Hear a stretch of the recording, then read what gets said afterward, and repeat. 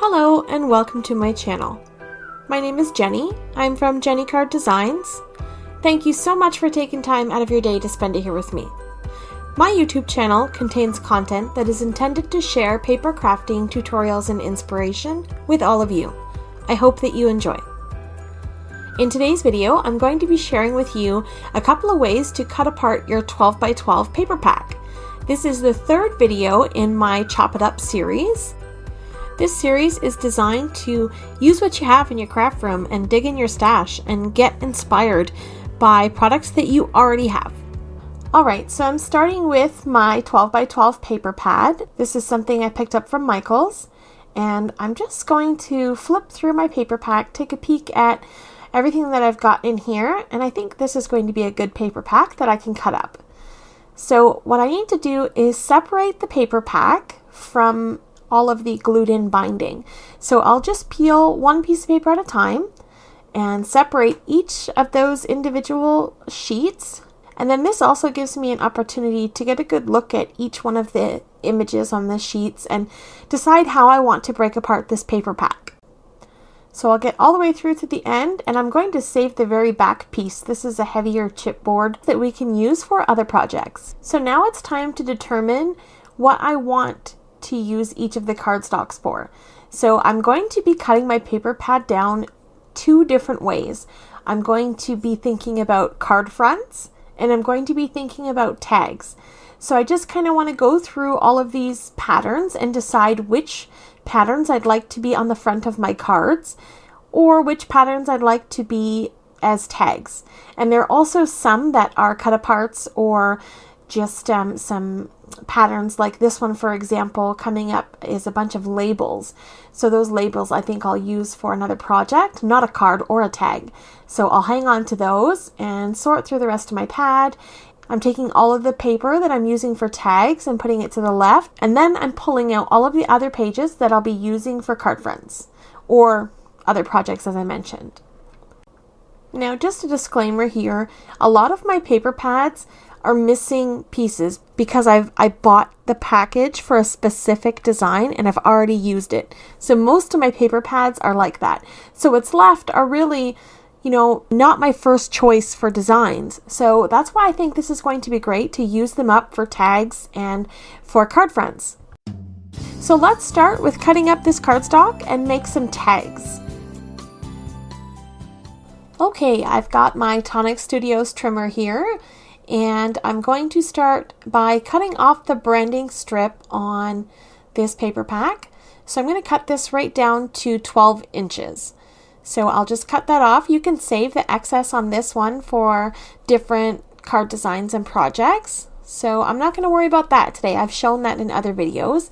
So I'm just going to set that aside, and I'm going to start cutting this down. I'm going to make some cuts across one of the 12-inch sides at 10, and then move it along and cut at 8, and then cut at 6, and then cut at 4,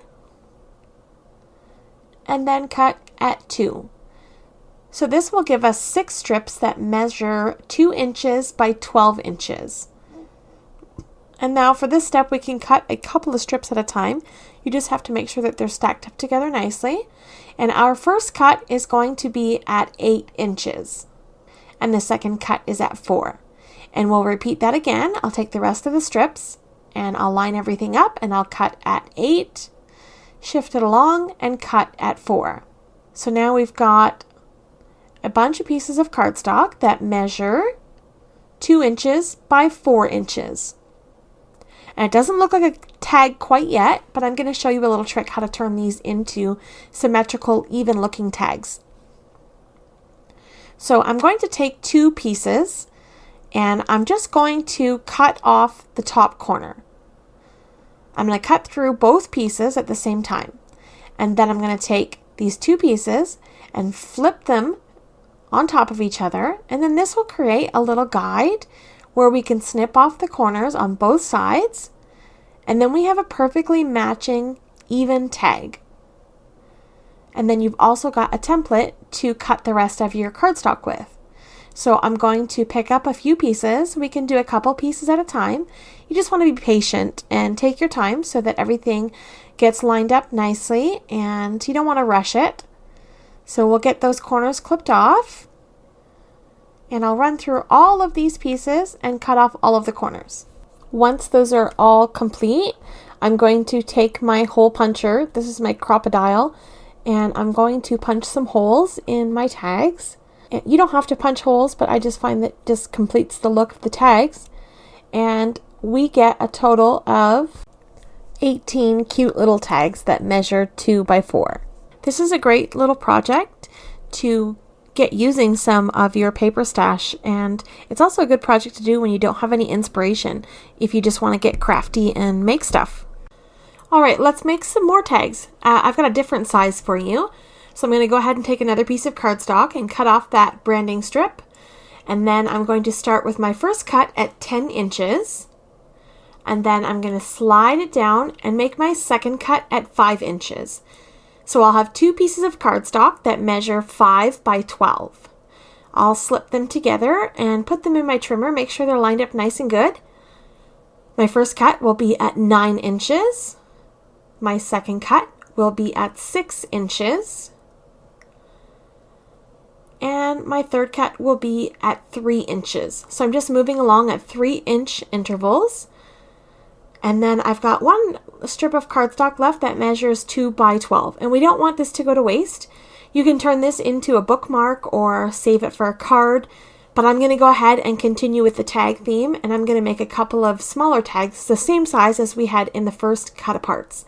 The first cut at 8 inches and the second cut at 4 inches, and then I'll get 3 pieces that measure 2 by 3. And now for the corners on my tags, sometimes you'll notice that the cardstock isn't an exact perfect cut. So when you're creating the tags, the only thing that's important is just to make sure that the top where you're going to cut off is lined up together, even if there's a bit of an overhang like this one here. So we're just going to go ahead and cut those corners, then flip the tags and use the corners that we've cut already as sort of a guide. And then we'll get a symmetrical cut in our tags. And then I'll use one of those as a template to go ahead and cut the rest of my tags. So we'll end up with some tags that measure 3 inches by 5 inches.